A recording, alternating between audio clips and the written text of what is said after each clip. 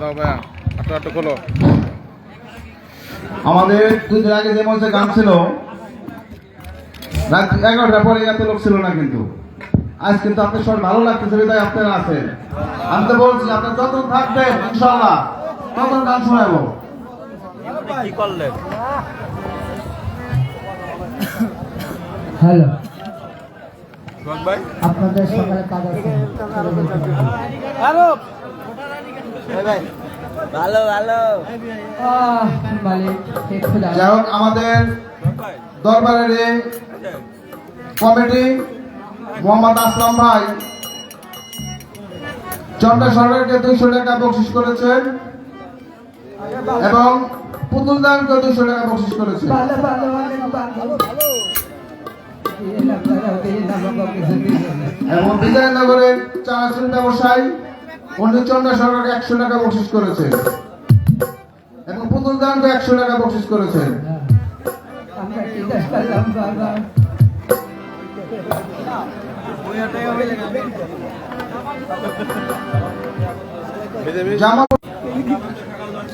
গোপীনাথপুর ইউনিয়নের মূল দলের সভাপতি উজানপাড়া 1 নং ওয়ার্ডের সভাপতি জালাল মিয়া আরো 100 টাকা বকশিশ করেছেন। ওই সঙ্গে দেবীনগর হতে আগত দূর বাংলার দরবারের কেশিয়ার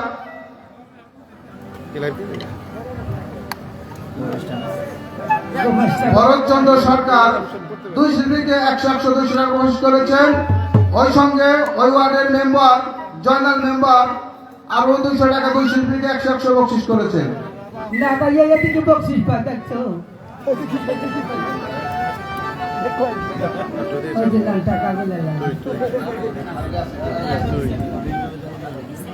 ওই সঙ্গে আমাদের গফর ভাই আগত চন্দ্র সরকার 100 টাকা বকশিশ করেছে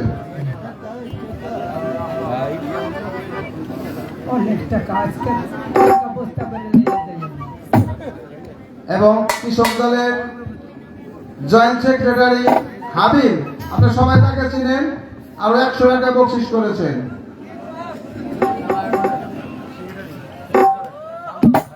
এবং ওই সঙ্গে চালা হতে আগত চালা কৃষক দলের সেক্রেটারি কামরুল ভাই চন্দ্র সরকারকে আরো 200 টাকা বকশিশ করেছেন।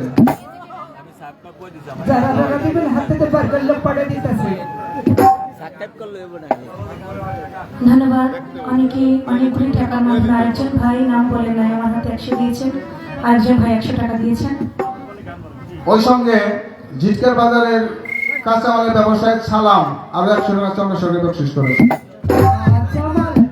অনেকেই অগণিত টাকার মাধ্যমে উৎসাহিত করেছে, তাদের প্রতি যারা না দিও আপনারা অবশ্যই দাঁড়িয়ে গান শুনছেন। আমার মায়েরা বোনেরা আপনার টাকা জমা করছে, তাদের প্রতি সালাম রাখছি।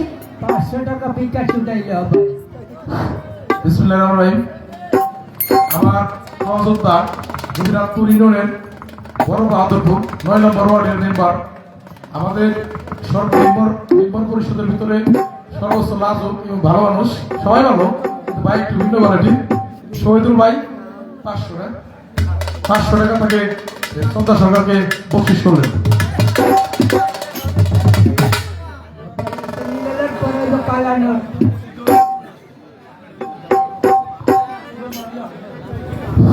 আমি দর্শকদের কাছে একটা অনুরোধ করবো, উনি একটা কথা বলছেন, যতক্ষণ আপনারা গান শুনবেন ততক্ষণ উনি গান শোনাবেন।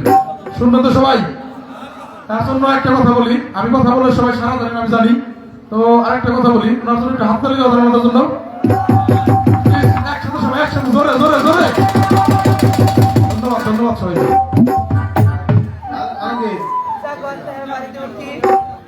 উদ্যানপাড়ার এ আমি আর একটা পোস্ট করেছে, ওই সঙ্গে আরেকটা নাম ভুলে গেছি আমি, নোবেলের হতে আগত আমিনুল মিস্ত্রি চন্দ্রসরকার আরো 100 টাকা দিছে। ধন্যবাদ। ভালো মনের মানুষ মেম্বার ভাই 500 টাকা দিয়েছেন, তার প্রতি আরেকজন ভাই 100 টাকা। সকলের প্রতি ভালোবাসা সালাম রাখছি। ধন্যবাদ।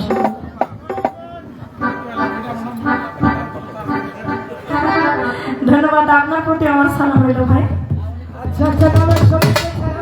আজকের সাউন্ড অত্যন্ত ভালো, সাউন্ডের ভাইকে 300 টাকা দিতেছেন, চা পান খাই আসেন। হাই হাই অনেক ভালো লাগছে আসলে। আরে ভাই সামনে চেহারা বলো, হাই হাই সামনে বলো। আরে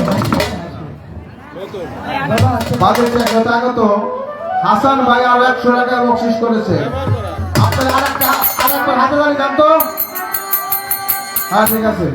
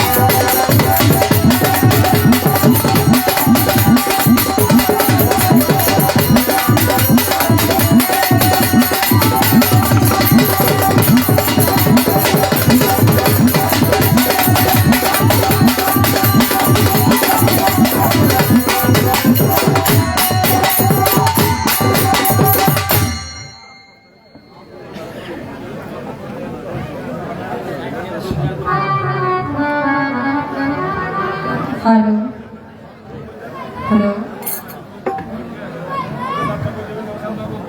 আমাদের আগামীকালের মঞ্চে যাত্রা পরিবেশন করবেন পালপাড়া হতাগত উস্তাদ সপ্তাহের কেরামতিতে। দেখবেন নিচতলার মানুষ, নিচতলার মানুষ। রাত 8টা থেকে শুরু হবে, আপনারা সবাই চলে আসবেন। ধন্যবাদ সবাইকে। নিচু তলার মানুষ আজকে দেখতে পারবেন। আমার বাড়ি আমার শিখেছে অবিরামী যাত্রা পরিবেশন করবেন। নিচের তলার মানুষ, নিচের তলার মানুষ।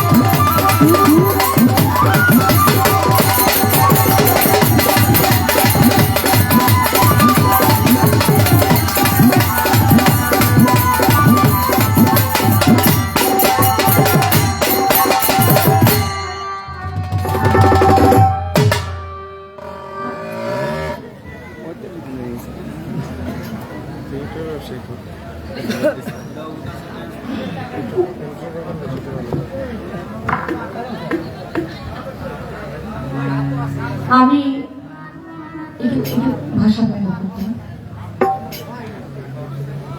কৃতজ্ঞতা জ্ঞাপন করছি আপনাদের প্রতি। আসলে ধন্যবাদ দিয়ে ছোট করবো না, কৃতজ্ঞতাই রইল আপনাদের প্রতি যে আপনারা আমাদেরকে ভালোবেসে, আমাদেরকে মায়া করে, মহব্বত করে এত রজনী পর্যন্ত আপনারা গান শুনছেন। আমি যখন এখানে গানে আসবো, কর্তাপক্ষ থেকে বলা হয়েছিল যে আমাদের এদিকে কিন্তু 12টার পরে 1টার পরে মানুষ আর গান শুনে না। তা আপনারা একটু যদি আগ বেঁধে যদি গানটা ধরেন, তাহলে যারা আসে তারা গান শুনতে পারবে, আবার যার যার কর্মস্থানে তারা যেতে পারবে। আসলে গান হইল আত্মার খোরাক, পেটেরও তো খোরাক আছে নাকি? আছে। পেটের খোরাকও লাগবে, মনের খোরাকও লাগবে। তো এই জন্য আমরা একটু আগ বেঁধেই চলে আসছি। অন্যান্য জায়গায় আমরা 10-11টার গান মাত্র শুরু করি, আর এদিকে আমি 2-1বার যাই আসছি, দেখেছি যে এখানে আসরের পরে মাগরিবের পরপরই গানটা ধরতে হয়। তো আমার ভালো লাগছে যে আপনারা এতক্ষণ পর্যন্ত আমাদের সম্মুখে বসে আছেন। শ্রোতা হইল শিল্পীর মাথার তাজ। আমরা মনে করি আপনারা হচ্ছেন আমাদের মাথার তাজ। আপনাদেরকে দিয়েই আমরা, আমাদেরকে দিয়ে কিন্তু আপনারা না, আপনাদেরকে দিয়ে আমরা।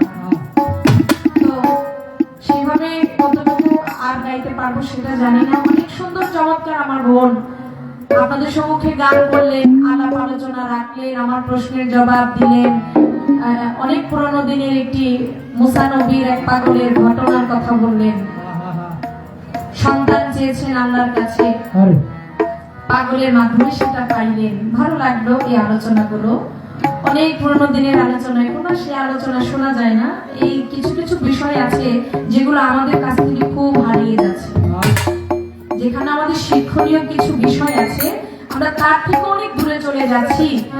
আমি একটা কথা বলি, এই কথাটা কে কিভাবে নেবেন সেটা আমি জানি না, বাট ক্যামেরাও চলতেছে। আমি আপনাদেরকে সাধুবাদ জানানোর, কৃতজ্ঞতা জানানোর একটাই কারণটা হচ্ছে আমার বোন একটি কথা বলেছে যে মানিকগঞ্জের মানুষ, টাঙ্গাইলের মানুষ, ফরিদপুর ডিস্ট্রিক্টের মানুষ, এরা বিচার গান শুনতে জানে। এদের কাছ থেকে প্রকৃত বাউল গান শেখার, বাউল গান বোঝানোর মতো অনেক সুযোগ আছে। এরা হলো সেই রকম শ্রোতা যারা গানকে নিজেরা ভাতের মতো আহার করে, গান থেকে তারা কিছু নেওয়ার চেষ্টা করে, গান থেকে মানুষকে কিছু দেওয়ার চেষ্টা করে।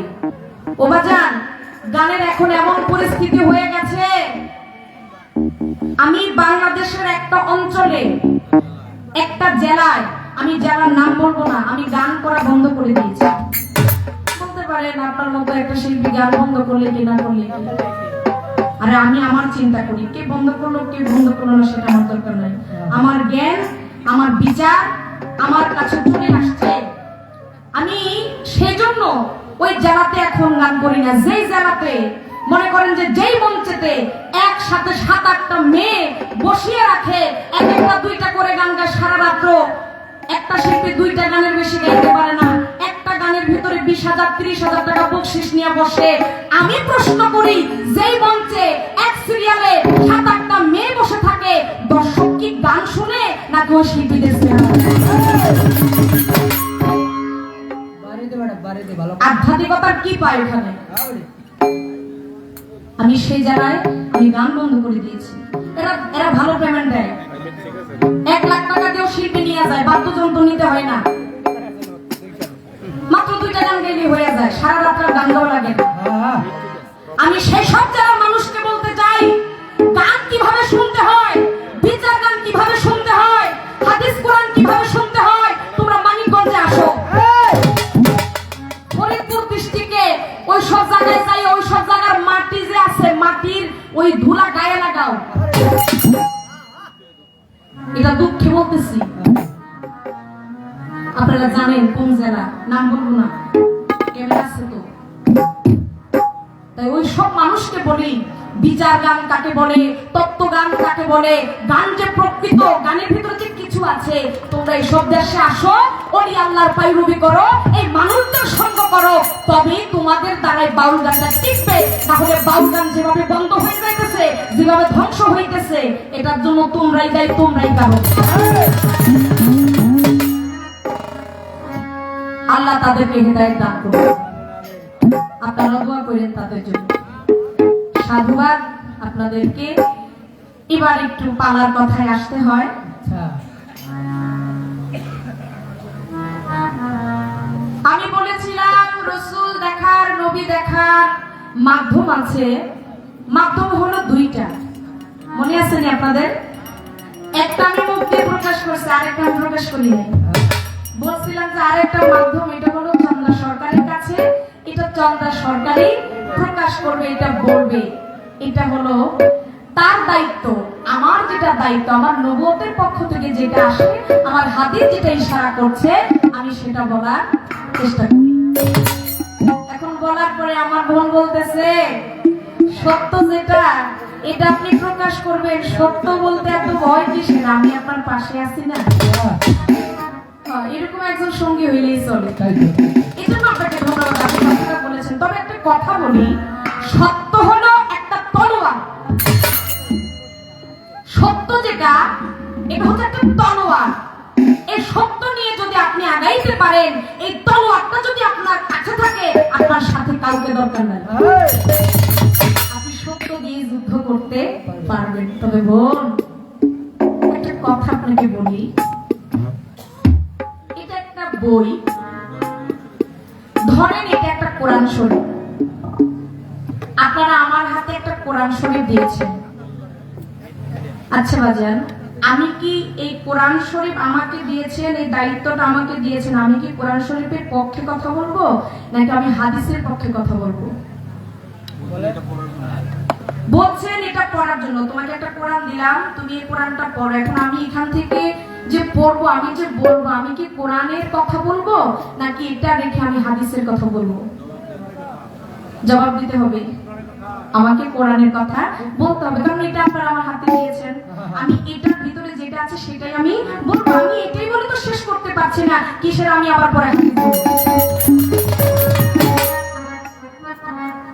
কারণ আমার পালাটা হলে নবুয়ত। আমার নবুয়তের পক্ষে যে কথা আসবে, আমি সেটা আগে বলবো। বিলায়তের যে কথাটা, সেটা তো আমার বলার দরকার নেই, সেটা বলবেন আপনি। এই জন্য তো দুজনকে দুইটা পথ আমাদেরকে দিয়ে দিয়েছে। নাইলে কইতো চন্দ্র সরকার, আপনি নবুয়ত বেলে জ্ঞান পুতুল দেওয়ান, আপনি নবুয়ত বেলে। হ্যাঁ, আমি সত্য লুকিয়ে যাই নাই, আমি সত্য একভাবে না একভাবে প্রকাশ করেছি। আমি ইশারা দিয়েছি, ইশারাটা বুঝে নিতে হবে কথা। বলছি দুইটা মাধ্যম, দুইটা কৌশল। একটা আমি মুখ দিয়ে প্রকাশ করলাম, এটা হলো নবীর দুরূদ। আরেকটা কৌশল, আরেকটা পথ যেটা, এটা আপনি বলবেন, এটার দায়িত্বটা হলো আপনি আমার লাইনে আসবেন না, একটু পরে আসবেন। আরে কি কর, আমি লাইনে আইসাই রইছি। আপনি আমার কথা শুনে বুঝেন না আমি কোন লাইনে আছি, আমি কোন ধরনের মানুষ, আমার আলোচনা কি। আপনি আমার কথা শুনে একটু হলেও বুঝতে হবে যে আসলে আমি আপনার লাইনে আছি কিনা। আরে লাইন যেটা বলে, আমি আগে বলেছি দুইটা পথই হলো নবীর পথ। এখন দুইটা পথের ভিতরে যে যে বিষয়গুলো আছে, খন্ড খন্ড ভাবে এটা আপনাকে প্রকাশ করতে হবে, এটা আমাকে প্রকাশ করতে হবে। ছিল নবুয়তি যুগ, নবুয়তি যুগ বিদায় নিল, চলে আসলে এবার বেলায়তি যুগ। এখন বেলায়তি যুগে যে যে বিষয়ের উপর নির্ভর করে আমাদেরকে চলতে হবে, ফিরতে হবে, ওই ধরনের আলাপ আলোচনা বলতে হবে। নবীর যে নবুয়তি যুগে যে বিষয়গুলো ছিল, এটা উল্লেখ, এটা আমাকে তুলে ধরতে হবে। বিষয় হলো এটা। বলে আপনি টাকা দিয়ে উপমা দেখাইলেন, আপনি তো টাকার মান রাখলেন না। কি বলছে? টাকার মান রাখিলেন। আমি বুঝাইছি, এটাতেই বুঝে নিতে হবে পুতুল দেওয়ার টাকার যেই একটা এক্সাম্পল, একটা উপমা দিল, এটা কেন দিল? অবশ্যই আমি দুইটাকেই সম্মান করি। আমার দায়িত্ব হলো একটা বিষয় নিয়ে, একটা সাবজেক্ট নিয়ে কথা বলা। আমি সেই সাবজেক্টের উপরে থাকতে হবে। যদি আপনার পথে যায়, আপনি আমার পথে আসেন, এটা পারা যখন শেষ হবে, দুইজন দুইজনের সাথে বুক মিশাইয়া এই জায়গা, এবারে আপনি আমার প্ল্যানে এসে পড়বেন, আমি আপনার। এটা হলো মূলত পালার নিয়ম। চেষ্টা করলাম ছোট্ট করে এই কথাটা বাইজা ছিল, এটা বলে শেষ করার জন্য। পিছন দিয়ে আসেন, আমি এখানে কথাটা রাখি, ছোট্ট করে একটা গান বলি। প্রশ্ন আমাকে অনেক সুন্দর করেছেন, ভারী চমৎকার করেছেন, আর আপনাকে ধন্যবাদ। আমি যে প্রশ্ন আপনাকে করেছি, এই প্রশ্নের জবাব যে আপনি দিয়েছেন, আমি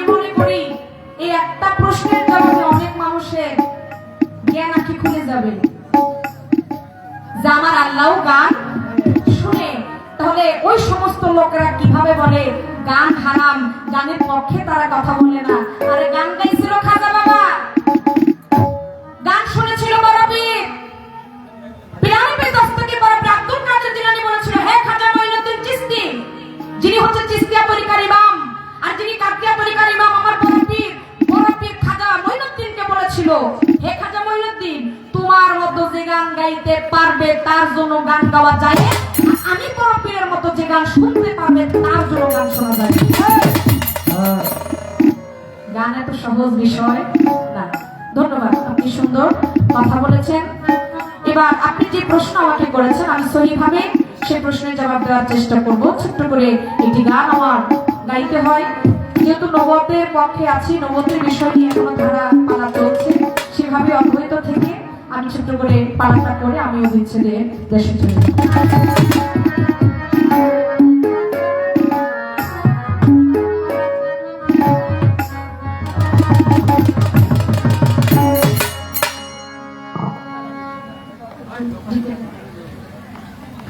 দেখে নবী নাম আপনি যতই মুখে জপেন, ওই নামের প্রতি আপনার মহব্বত থাকতে হবে। মুহাম্মদের নাম আপনি এই মুখে আপনি যতই নেন না কেন, মুখ দিয়ে যে আপনার প্রেম, সেটা অন্তরেও সেই প্রেম থাকতে হবে। দেখেন আমার দয়াল নবীর অনেক সাহাবীগণ ছিল, 4 জন খলিফা ছিল, তার ভিতরে ওমর যিনি, একদিন তিনি একটি জায়গার ভিতরে তিনি বসা ছিলেন। হযরতে ওমর রাদিয়াল্লাহু তাআলা আনহু, সেই ওমর একদিন যখন ঘটনাক্রমে একটি জায়গার ভিতরে বসেছিল, বসা থাকা অবস্থায় তিনি যখন উঠবে তিনি আর উঠতে পারে না। আচ্ছা, আপনারা যেখানে বসছেন, আসলে না অনেকে অনেকক্ষণ বসতে বসতে পায়ের ভিতরে একটা ঝিঝি চলে আসে, এটা কি বলেন আপনারা? ঝিঝি তো বলেন, একটা ঝিঝি, একটা কেমন জানি হয়, পাটা মনে হয় যে অবশ হয়ে গেছে, ঝিমঝিম করে, যে যেভাবে বলেন সেটা। ওমর যখন মজলিসের ভিতরে বসলেন, তিনি লক্ষ্য করে দেখেন তিনি বৈশাখ গেছে, তিনি আর উঠতে পারেন না। তিনি যে উঠবে মানে তার পাটা অবসর মতো হয়ে গেছে, উঠতে পারে না। পাশে একজন সাহাবী ছিল, বলে আপনি ওঠার জন্য এত চেষ্টা করেন, আপনি উঠতে পারেন না কেন? বলে হঠাৎ করে আমার পায়ের কি হলো, পাটা মনে হয় যে অবশ হয়ে গেছে, কেমন যেন ঝিমঝিম করছে আমার পাটা, আমিও তো উঠতে পারছি না। ওই সাহাবী বলে, আপনি কি কাজ করেন, আপনার জীবনের সবচাইতে প্রিয় বস্তু, প্রিয় যে নামটি আছে, আপনি সেই নামটি জপেন, দেখেন আপনি সেই নামে আপনি দাঁড়াইতে পারবেন। হঠাৎ করে মনে পড়ে গেল আমার দয়া নবীর কথা। নবীর নাম নেওয়া মাত্র সাথে সাথে ওমর ওই জায়গা থেকে সাথে সাথে দাঁড়িয়ে গেছে। সুবহানাল্লাহ। তাহলে দেখেন মুহাম্মদের নামের জোশ কত। এই নাম যদি কেহ হৃদয় ভরে নিতে পারে, এই নামের সম্মান যদি কেহ দিতে পারে, এই নামের উসিলায় আমার আল্লাহ চাইলে তার সারা জীবনের কি গুনাহ মাফ করে দিতে পারে। মোহাম্মদ নামে যতই ততই মধুর লাগে, মোহাম্মদ নাম যতই জপি আমি, মোহাম্মদ নাম যতই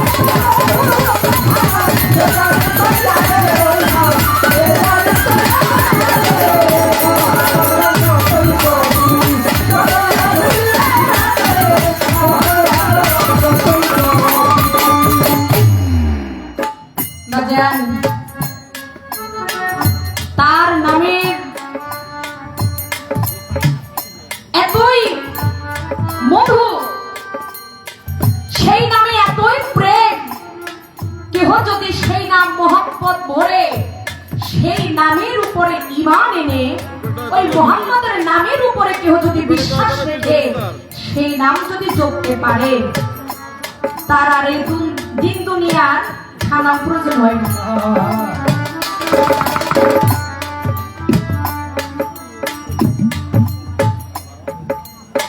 একটা মানুষ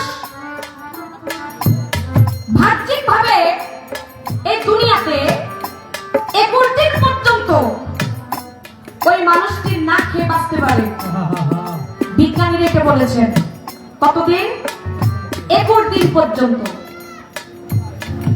আর একটা মানুষ সে যদি নবীর নামের প্রতি মহব্বত রেখে নবীর নাম এই হৃদয়ে রেখে সে যদি সারা জীবন বলে আমি এই দুনিয়া ভিত্তিক যে খানা আছে আমি এই খানা খাবো না, আমি মুহাম্মদের নামে আমি বেঁচে থাকবো, আচ্ছা ওই মানুষটা কি বেঁচে থাকতে পারবে নাকি পারবে না?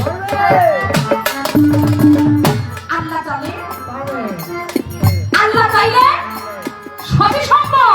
যেই নবীর জন্য এই দুনিয়া সৃষ্টি হয়েছে আমার আল্লাহ বলে 18,000 মাখলুকাতের মাধ্যমে আকাশ বাতাস চন্দ্র সূর্য গ্রহ তারা নদী নালা খাল বিল পশু পাখি জিন ইনসান আরো যা আছে ইত্যাদি মানব জাতির কল্যাণের জন্য যা কিছু আমার আল্লাহ সৃষ্টি করছে সবকিছু আমার মুহাম্মদই সৃষ্টির কারণ। যেই নবীর জন্য আমার আল্লাহ তার সমস্ত ফেরেশতাদেরকে নিয়ে আমার আল্লাহ নিজেই দুরূদ পাঠ করে সুবহানাল্লাহ।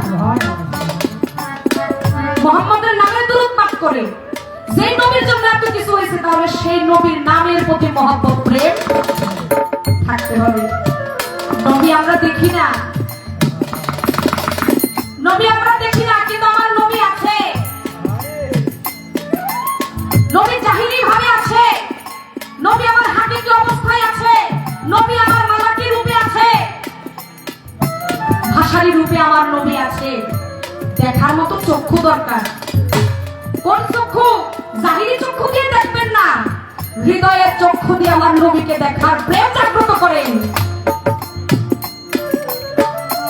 নবী যেখানেই থাকুক না কেন আপনার প্রেমে আমার নবী আপনাকে ধরা দিবে। দয়ার নবী মায়ার নবী দয়ার নবী মায়ার নবী কোথায় রইলে লুকাইয়া দেখা দেখো দয়ার নবী একবার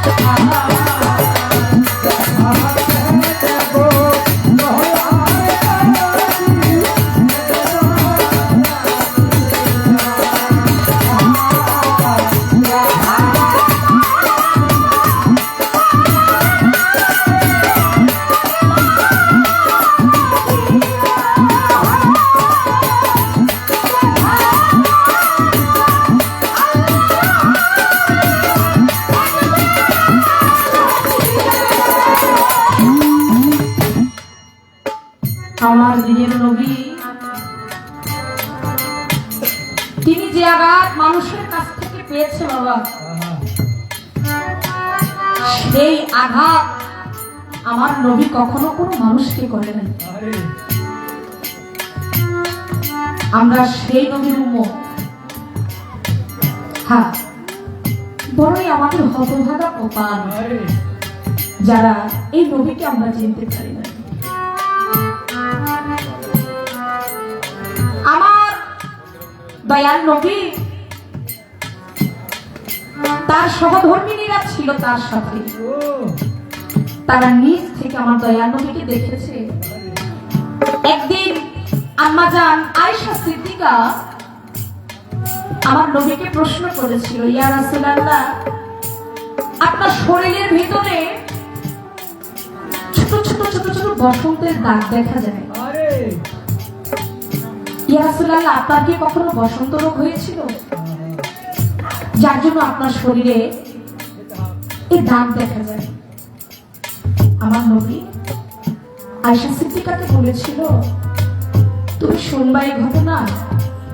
আয়েশা, আমার কখনো বসন্ত রোগ হয় নাই, কিন্তু আমার শরীরে যে আঘাতের চিহ্ন দেখছো, এই চিহ্নের চাইতে না আমার মনের আঘাতের চিহ্ন অনেক বেশি। আয়েশা, আমার এই জীবন দশায় আমি অনেক যুদ্ধে আমি অংশগ্রহণ করেছি। আমার দয়াল নবীর জীবনী পড়লে পাওয়া যায়, আমার দয়াল নবী তার 63 বছর জিন্দেগানির ভিতরে 27টি যুদ্ধে তিনি অংশগ্রহণ করেছেন। কয়টা যুদ্ধে? 27টি যুদ্ধে তিনি অংশগ্রহণ করেছেন। তার ভিতরে সবচাইতে তাইফে তিনি ইসলাম প্রচার করার জন্য যে গিয়েছিলেন, মক্কা থেকে 92 কিলোমিটার দূরে সে তাইফ শহর, যেখানে ইসলাম প্রচার করতে গিয়ে আমার নবী অনেক আঘাত তাদের কাছ থেকে পেয়েছেন। তাইফের যে ঘটনাটা, এর চাইতে কষ্টের ঘটনা আর কিছু হইতে পারে না বাবা। জীবনী প্রমাণ করে, দলিল প্রমাণ করে, হাদিস প্রমাণ করে আমার নবী তাদের কাছ থেকে যে আঘাত পেয়েছে। ওই সময় আবু জাহেল তাইফের যে বাদশা ছিল, গভর্নর ছিল, তাকে জানান দিয়ে দিয়েছে যে এই শহরে এমন একজন মানুষ আসবে, সে একটা ধর্ম নিয়ে আসবে, সে ধর্মটা প্রচার করবে, যেখানেই তাকে পাবেন তাকে আপনারা কি আঘাত করবেন, আঘাত করতে করতে মেরে ফেলবেন। এদিক দিয়ে ওই তাইফের যে গভর্নর, সেই বাদশা যত ছোট ছোট ছোট ছোট বাচ্চা আছে, যত গ্রামবাসী লোক আছে, সবাইকে তিনি জানান দিয়ে দিলেন যে একজন মানুষ আসবে, সে যখন একটা ধর্ম প্রচার করবে, তখনই তোমরা সাথে সাথে তাকে দেখলে অ্যাটাক করবে। তারা কি করলো? যে যেখান থেকে পেরেছে তারা হাতের ভিতরে ছোট ছোট বড় বড় পাথর নিয়ে আমার নবীকে দেখা মাত্রই নিক্ষেপ করে সেই পাথরগুলো। আর আমার নবীর গায়ের উপরে সেই পাথরগুলো এমন ভাবে লেগেছিল, আমার নবীর শরীর থেকে রক্ত যেভাবে ঝরেছিল, সেদিন রক্ত পড়ে আমার নবী দুর্বল হয়ে গিয়েছিল। সেই রক্তে আমার নবীর যেই পায়ে যেই জুতা মোবারক ছিল, সেই জুতা সে রক্তের ভিতরে লেগে গিয়েছিল। এবার বাবা বুঝেন, একটা মানুষকে কত আঘাত করলে তার শরীর থেকে রক্ত বাড়ি হয়, একটা মানুষকে কত কষ্ট দিলে, কত কঠিন ভাবে তার শরীরে পাথর নিক্ষেপ করলে ওই মানুষটার শরীর থেকে রক্ত বের হয়ে তার যে জুতা, সেই জুতা মোবারক সেই রক্তের ভিতরে আটকা পড়ে যায়। তারপরে তো আমার নবী পিছায় যায়, তারপর আমার নবী কষ্ট করছে। কিন্তু আবু জাহেল, তাদের মতো কিছু মানুষ আছে, আমি জানুয়ারি বললাম, তারা আমার নবীরে চিনে না। মানুষ হয়ে চিনতে পারি নাই বাবা, মানুষ হয়ে চিনতে পারি না, কিন্তু বনের পশু আমার নবীরে চিনে। আমার দয়াল নবী তার জীবনীতে আসছে ওই সময় একজন শিকারী সে বনের হরিণীকে বেঁধে রেখেছিল। আমার দয়াল নবী সেদিন ওই বন দিয়ে যায়, রাস্তা দিয়ে যায়। হরিণী দূর থেকে আমার নবীকে দেখে চিনতে পারে, বলে হে আল্লাহ, তোমার দুস্থ হাবিব এই রাস্তা দিয়ে হেঁটেছে, তুমি যদি আমার জবানটা খুলে দিতে, আমি মন ভরে তোমার বন্ধুর সাথে, তোমার দোস্তের সাথে আমি একটু কথা বলতাম। আল্লাহর দরবারে কথা কবুল হয়ে গেল, হরিণীর জবান খুলে গেল, মুখ দিয়ে কথা বলে। রাসূলুল্লাহ যখন সামনে গেলেন, বলে দিনের নবী হাবিব ইয়া রাসূলুল্লাহ, আপনি আমার সম্মুখে আসছেন, না আমার জবান খুলে গেছে, আল্লাহ আমাকে জবান দিয়ে দিয়েছে, আমি একটু কথা বলতে পারছি। ইয়া রাসূলুল্লাহ, আমি না এই জঙ্গল দিয়ে যাচ্ছিলাম, আমাকে বনের শিকারী আমাকে বেঁধে রাখছে। ও রাসূলুল্লাহ, আমি কিছুদিন আগে 2টা সন্তান আমি প্রসব করেছি, ওদেরকে আমি রেখে আসছি। আপনি যদি আমাকে একটু ছুটিয়ে দিতেন, আমাকে যদি একটু ছুটিয়ে দিতেন, আমি তাদেরকে জন্মের মতো দুধ খাইয়ে আমি চলে আসলাম। আমার দয়াল নবী সেদিন সেই হরিণীকে তার বাপ খুলে, বাঁধন খুলে ওই হরিণীকে ছেড়ে দিয়েছিল। আর এই দিক দিয়ে বনের যে শিকারী সে আয়সা আমার দিনের নবীকে বলে, আপনি এখানে না আমি হরিণীকে বেঁধে রেখেছিলাম। বলে হরিণী আমাকে কথা দিয়ে গেছে, সে যাবে আর আসবে, তার সন্তানকে দুধ খাই সে চলে আসবে। বলে আপনি কি বলেন, আপনি কে, কি আপনি বুঝেন না? পশু আপনার কথা বলছে আর আপনি কথা মানছেন? পশু যাবে আবার চলে আসবে, আপনি তার কথা বিশ্বাস করলেন? বলে যতক্ষণ পর্যন্ত এই পশু আমার হাতে আবার শিকার না হবে, আমার কাছে না আসবে, ততক্ষণ পর্যন্ত আমি আপনাকে যাইতে দিব না। আপনি তার বদল আপনি বাধা থাকবেন। আমার দিনের নবী কথা শুনে চুপ হয়ে বলে, ঠিক আছে, যতক্ষণ পর্যন্ত তোমার ওই হরিণী আসবে না, তুমি ততক্ষণ আমাকে বেঁধে রাখো। এদিক দিয়ে হরিণী তার বাচ্চাদের কাছে গিয়ে বলে, কই রে তোরা, আর আজকে জন্মের মতো তোরা আমার দুধ খাইয়া রে, তোরা তো আমাকে আর পাবি না। সন্তানের মায়ের কান্না দেখে বাচ্চারা বলে, ও মা, মা দুধ খাবো তো পরে, তুমি এত করুণ সুরে কেন কাঁদো? এরকম তো তুমি আগে কখনো কাঁদো না, জন্মের মতো দুধ খেয়ে নিব কেন মা?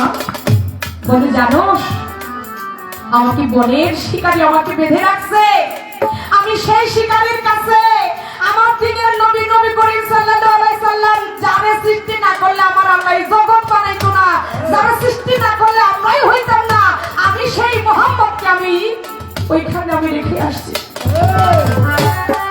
বলে মা, তাকে রেখে আসছো, তার জন্য তোমার এত মায়া, তোমার এই মায়া দেখে আমরাও তার মায়ায় পড়ে গেছি। দুই চোখ দিয়ে তো মুহাম্মদকে জীবনে দেখি নাই, আজকে চলো দুধ খাইতে হবে না, সেই মুহাম্মদকে আমরাও আজকে দেখতে চাই। হরিণীর সাথে বাচ্চারাও চলে গেছে। ওই যে শিকারী দূর থেকে দেখে, আগে বাবা হরিণী ধরছে একটা, এখন ওই একটার সাথে আসতেছে 2টা। কাছে আসার পর বলে, আমি এটা কি দেখলাম? আমার দিনের নবীকে বলে, এটা কি হলো? আমার দয়াল নবী বলে, তুমি না বলেছিলা পশু কখনো কথা দিয়ে কথা রাখে না? তুমি না বলেছিল এই হরিণী আর আসবে না?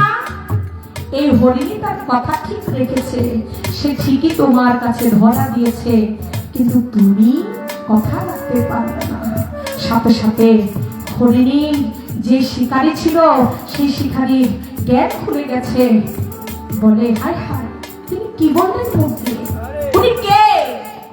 উনি তো কোনো সাধারণ মানুষ হইতে পারে না, যার কথায়, যাকে কথা দিয়ে বনের পশু তার কথা রাখার জন্য তার কাছে চলে আসছে।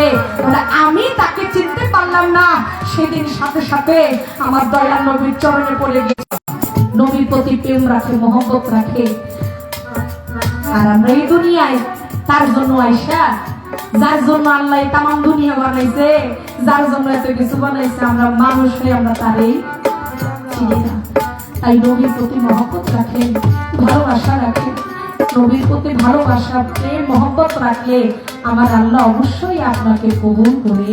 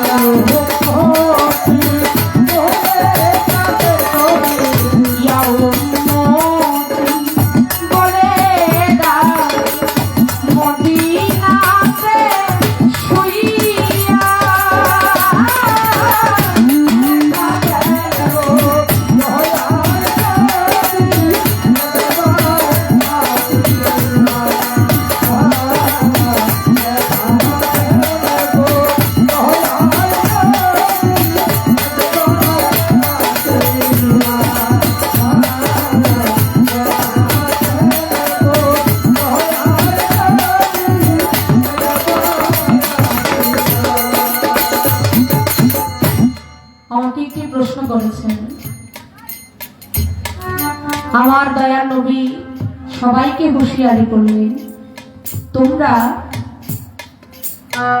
জব্বুল হুজুম থেকে সবসময় ফানা চাও। এটা কি? আমার দয়ার নবী সবাইকে হুঁশিয়ারি করলেন। এবং শুধু তাই না, জাহান্নাম পর্যন্ত প্রতিদিন দলিলে আসছে 400 বার তার থেকে ফানা যায়। বাহ, কত গুরুত্বপূর্ণ একটি কথা, কত মারাত্মক একটি কথা। শুধু মানুষকেই হুঁশিয়ারি করে নাই, আবার এর ভিতরে মানুষের চাইতেও যেটা মানুষ বেশি ভয় পায় সে দোজক।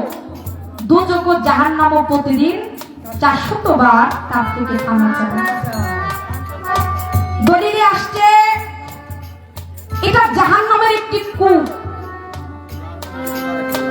এটা জাহান্নামের ভিতর আরেকটা জাহান্নাম। ভালোর ভিতরে ভালো থাকে, মন্দের ভিতরে মন্দ থাকে। একটা হলো সাধারণ, আরেকটা হলো খুব গভীর। সাধারণ আপনি সেটার সাথে মিলাতে পারবেন না। সাধারণ অসাধারণ, ভালো মন্দ সবকিছু চাইতে সবকিছু হিসাব করা যাবে। এটা ভিন্ন ভিন্ন ভাবে এটা রূপ নিয়েছে। এখন তার কথা হইল, ওইখান থেকেই আমার দয়াল নবী সবাইকে ফানা চাইতে বলেছে। সেটা হলো জাহান্নামের একটি কূপ। এটা ভয়াবহ কূপ। আর এটা কাদের জন্য ইঙ্গিত করা হয়েছে? এই কূপে তাদেরকে নিক্ষেপ করা হবে। কাদেরকে? এজন্য বেশি বেশি ফানা চাইবেন, ক্ষমা চাইবেন। তাদেরকে নিক্ষেপ করা হবে এই কূপে, এই ভয়াবহ কূপে। এটা জাহান্নামের ভিতরে আরেকটি ভয়াবহ কূপ। যেই মানুষেরা পবিত্র কোরআনের আয়াত মুখস্থ করে, যাদেরকে কোরআনের হাফেজ বলা হয়, আসলে আপনাদের দেশে দেয় না কোরআনের হাফেজ হওয়ার জন্য, মাদ্রাসায় দেয় না, কোরআনের উপরে শিক্ষা নেওয়ার জন্য পাঠায় না। এই যে যারা কোরআনের হাফেজ হইয়া নিজের ভিতরে অহংকার নিয়ে চলে আসে, নিজেকে অনেক কিছু ভাবে, ওই সমস্ত মানুষকে এই জাহান্নামের কূপ যেটাকে বলা হয়েছে জব্বুর হুজুর এইখানে নিক্ষেপ করা হইবে, যাহার কথা আমার দয়াল নবী বলে গেছে এবং এটা হাদিসের ভিতরে লেখা। এটা হলো মিশকাত শরীফের কথা। 6টা সিয়া 7টা আছে, 6টা সিয়া 7টার ভিতরে একটা দলিল যেখানে তাদের কথা বলা হয়েছে যারা পবিত্র কোরআন পড়ে, পবিত্র কোরআন পড়ে যারা হাফেজ নিজেকে দাবি করে, তবে হ্যাঁ আপনি হাফেজ হইবেন, আপনি কোরআনের শিক্ষা গ্রহণ করেছেন, আপনি ভালোবেসে মানুষকে আপনি সেই শিক্ষা গ্রহণ করাবেন, কিন্তু নিজের ভিতরে কখনো অহংকার আনা যাবে না। আপনি কি পরিমাণ অহংকার আনছেন, আপনি একজন কোরআনের হাফেজ হইয়া আল্লাহ আপনার জন্য নির্ধারিত করে রাখছে ওই কূপ। এটা ওই বিষয়ে মিশকাত শরীফে হাদিসের ভিতরে এটার বর্ণনা করা হয়েছে। আমি চেষ্টা করলাম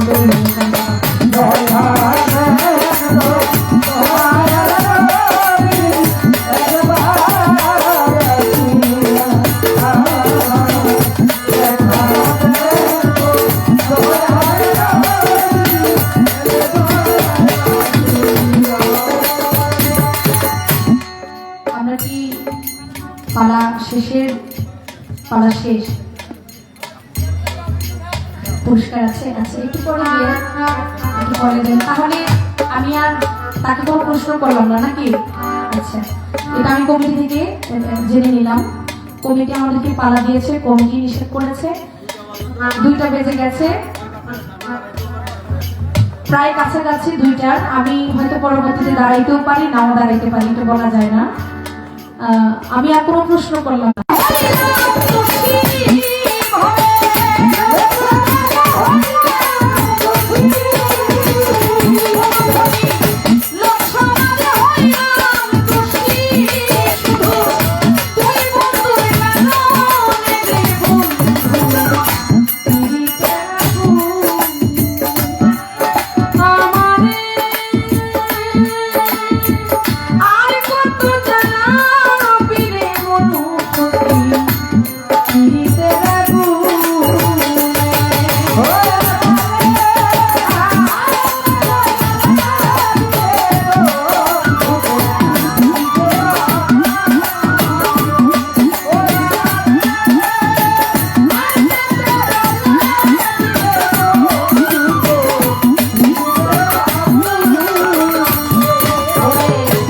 যাবে তুমি মন দিয়াছ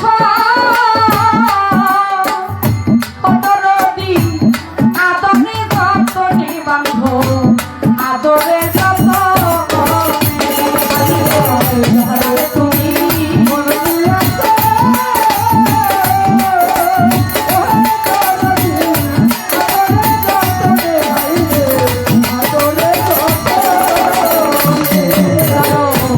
যারে তুমি মন দিয়াছ মনুপতি আদরে যত নিদরদি আদরে যত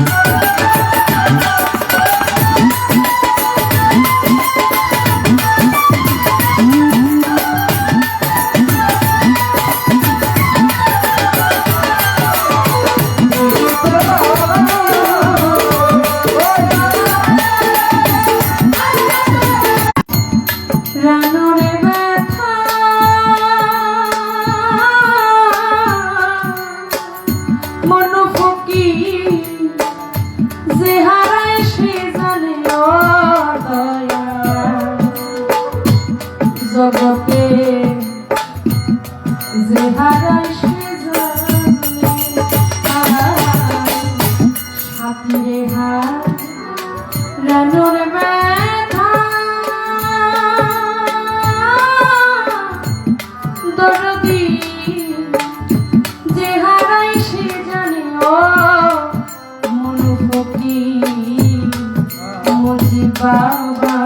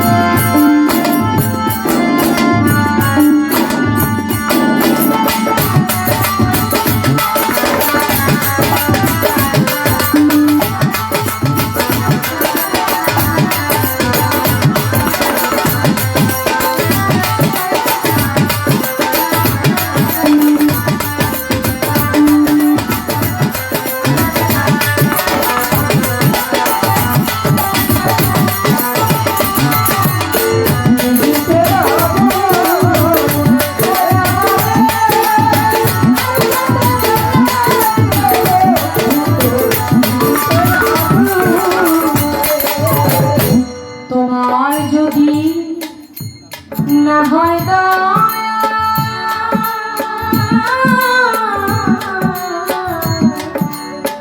দুঃখী সানুর গানে ও আল্লাহর মোকলেশা করে তোমার দুঃখী সানুর গানে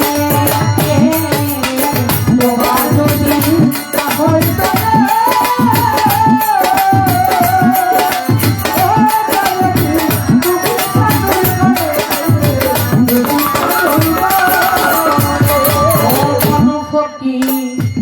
তোমার যদি না হয় দয়া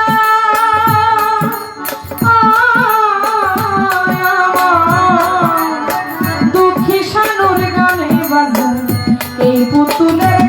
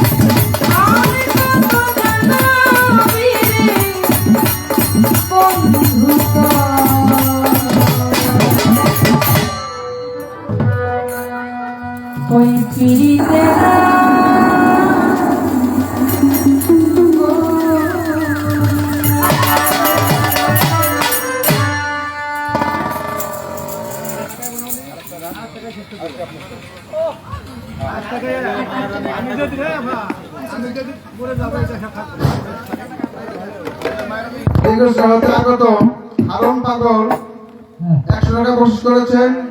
ওই সঙ্গে বারপুর হইতে কামাল পাগল আরো 100 টাকা বকশিশ করেছেন।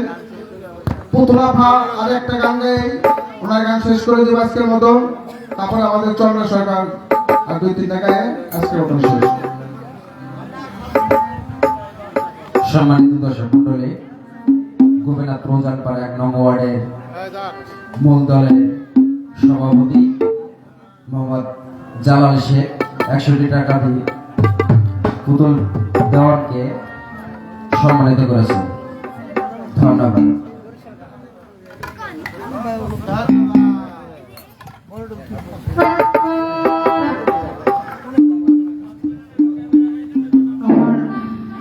একটি গানের আদেশ আছে, ভুলে গেছিলাম যে আমার আরেকটি গান গাইতে হবে।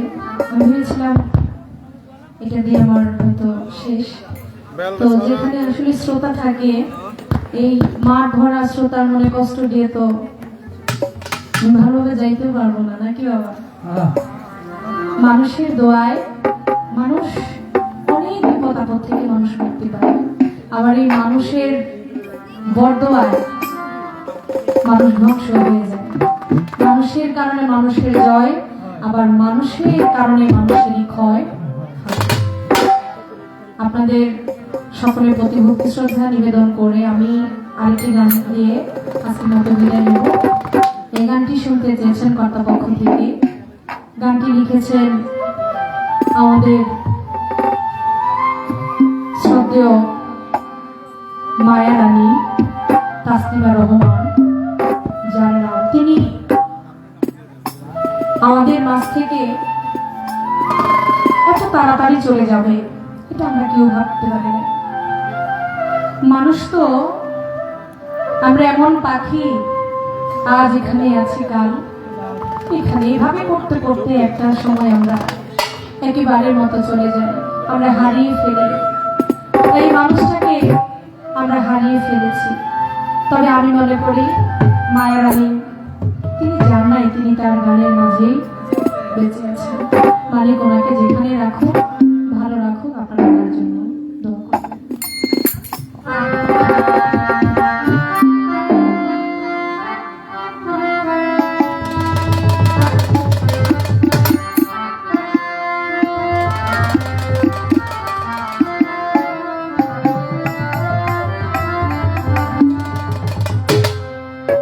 আমার সাথে যেদিন মায়া রানী শেষ দেখা করেন, আপনাদের মানিকগঞ্জ থেকেই একসাথে প্রোগ্রাম করে আমরা অনেক শিল্পী সেদিন একত্রিত হয়েছিলাম। তো যাওয়ার পথে উনি খুব তাড়াতাড়ি চলে যাবে। উনি উত্তরা থেকে আসছে যাদেরকে নিয়ে, তাদেরকে রেখে তিনি চলে যাবে। তো আমারও গান করা শেষ। আমাকে বলে, পুতুল তুমি চলে যাবা? আমি বলছি, জি আম্মা আমি চলে যাবো। থাকবা না? আমি না থাকবো না, আমার আগামীকালকে গান আছে, আমি একটু তাড়াতাড়ি বাসায় চলে যাবো। বলে, তুমি কি আমাকে একটু গাড়ি দিয়ে পৌঁছে দিবে? আমি বলছি, আপনার সাথে কেউ আছে? বলে, না আমি আর আমার একটা মেয়ে, আমি চলে যাবো, আমার শরীরটা ভালো লাগতেছে। তার সাথে সেদিনই আমার শেষ দেখা। একসাথে আমরা গাড়ির সিটে করে বসে কত কথা বলে তাকে নামিয়ে দিলাম, বিদায় নিলাম। কিন্তু ওই দিন একটা বারের জন্য আমি চিন্তা করতে পারি নাই, ভাবতে পারি নাই যে মানুষটা আমার পাশে বসা ছিল, সেই মানুষটাকে আমি এত তাড়াতাড়ি হারিয়ে ফেলব।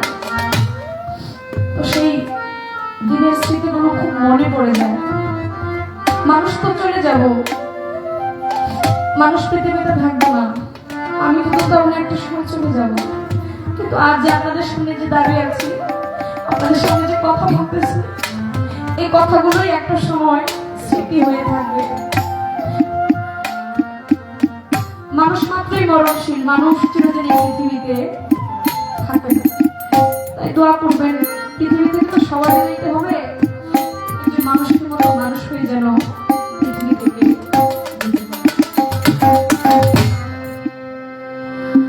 আমি যেদিন মরে যাব, আমি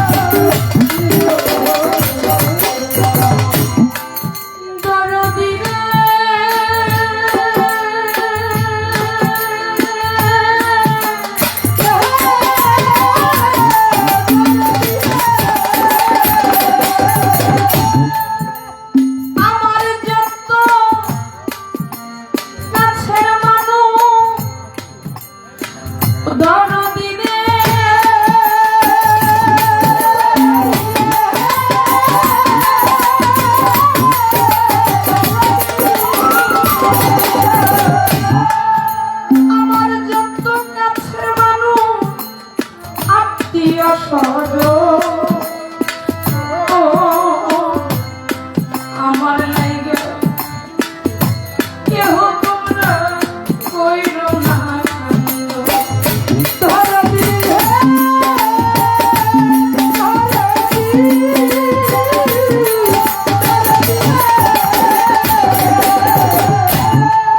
আমার যত কাছের মানুষ আত্মীয় স্বজন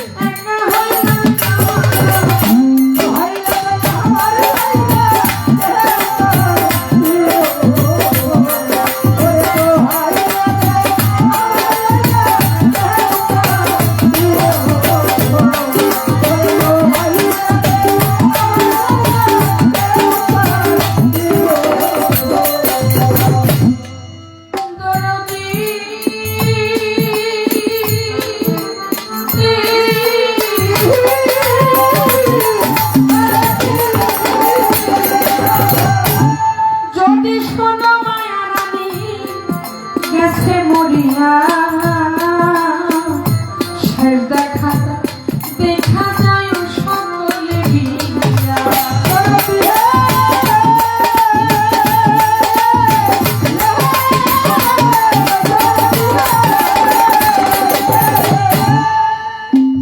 যদি শোনো পুতুল দেওয়া দেখবি কেসে মরিয়া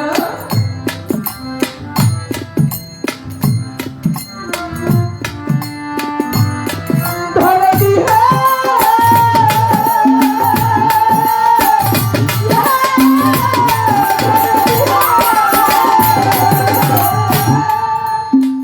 যদি শোনো পুতুল দেওয়া একদিন গেছে মরিয়া সে দেখা দেখায় আলো সকলে জানা যাতে শরীর হয় তরিকা হয় সত্য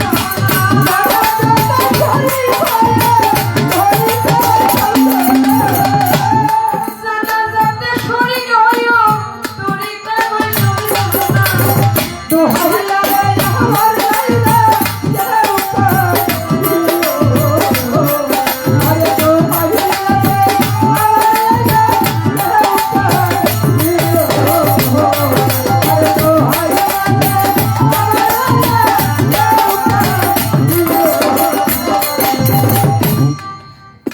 এই গানটা আমি সবসময় গাই না।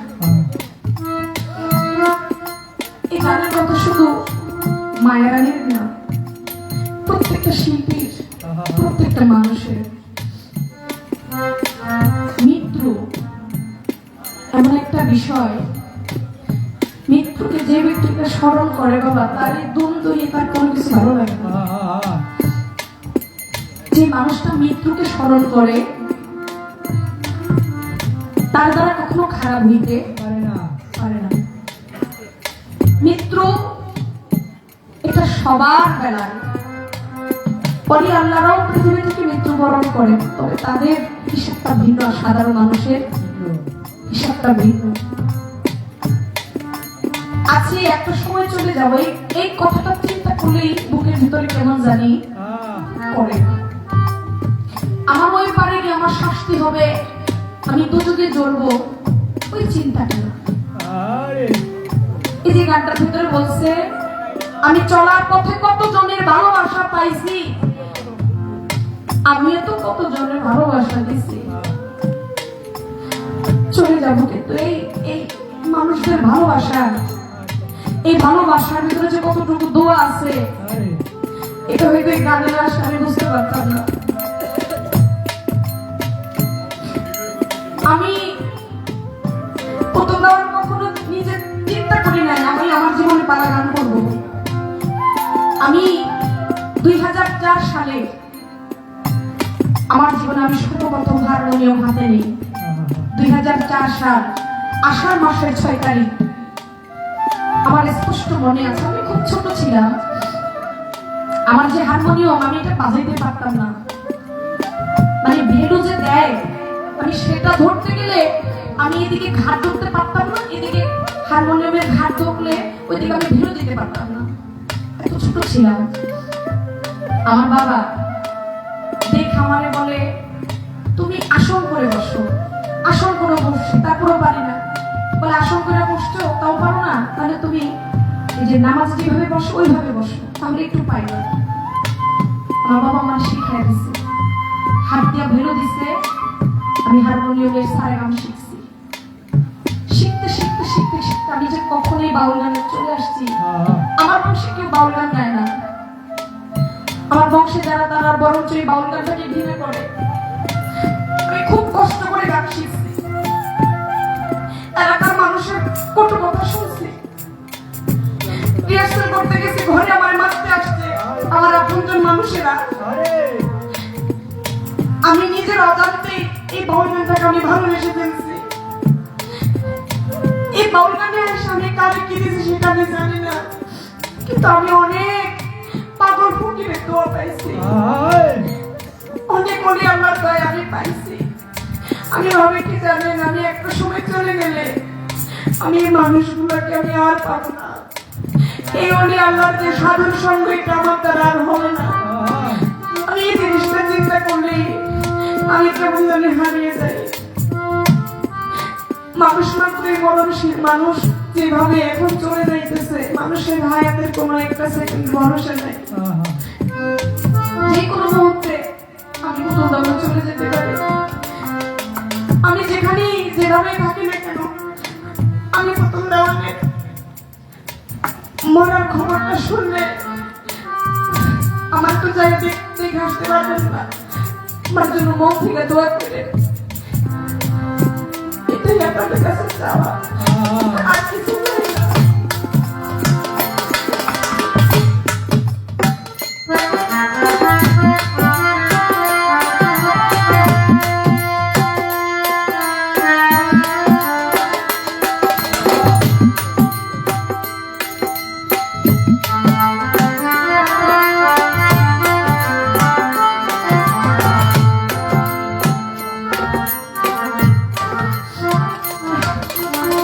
চলার পথে তো মনের যন্ত্র অনেক মানুষকে দুঃখ দিয়ে ফেলি। রক্ত মাংসে ভরা মানুষ আমরা, ঠিক থাকতে পারি না। কত কথা কত মানুষকে বলি, সঙ্গে যারা ভাই বেড়াদার আছে এদেরকে অনেক কথা বলে ফেলি। ভাই তোমরা কখনো আমি মনের যন্ত্রে কষ্ট দিল, আমার এই কষ্টটা তোমরা কষ্ট হিসেবে নিয়ে না। আর আমার প্রতিপক্ষ শিখতে যায় আমি যদি মনের যন্ত্রে কখনো কষ্ট দিয়ে ফেলি, আপনারা আমাকে ক্ষমা করে দিবেন। এর থেকে বেশি কিছু আমি আর বলতে পারলাম না। তো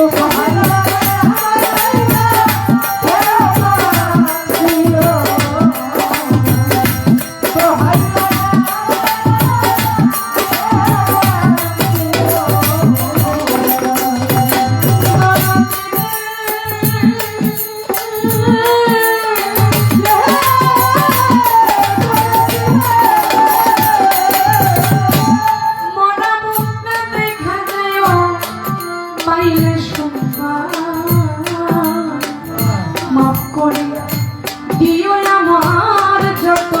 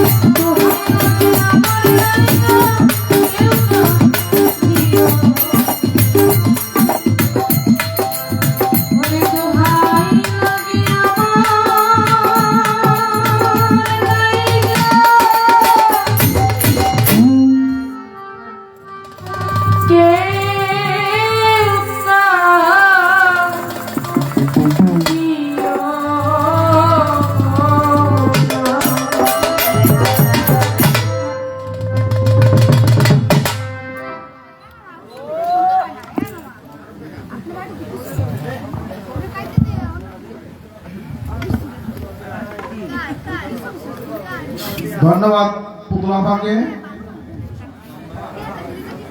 পুতুলাফার কাছে সন্তুষ্ট হয়ে ওয়ার্ডের বিএনপি সভাপতি আন্নু ভাই 100 টাকা বকশিশ করেছেন। ওই সঙ্গে পালপাড়ার আনোয়ার আরো 100 টাকা বকশিশ করেছেন।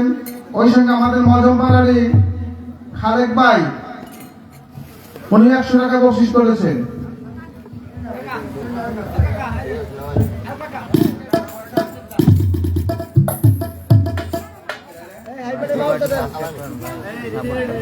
ডেকোরেশনের আলামিন আরো 100 টাকা আমাকে বকশিস করেছেন। এবং আমাদের এই মজমপাড়ার শহীদ মির্জা আরো 100 টাকা পুতুল আমাকে বকশিস করেছেন।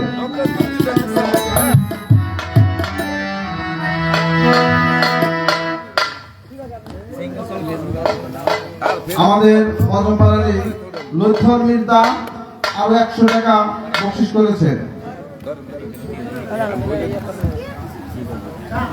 আরো একটু সাইডে সিঙ্গেল একটা ছবি যাই হোক, এই দরবারে আমি আর আসলাম ভাই বয়াতি বায়না করি, যখন আমরা ঢাকার বয়াতি বায়না করলামকে আর হলো চন্দ্র সরকারকে। অনেকে বলছে যে 2 দিন আগে যে শিল্পীরা গান গাই গেছে, তোমরা কি শিল্পী বায়না করলে? ঢাকার শিল্পী তো গান গাইতে পারে না।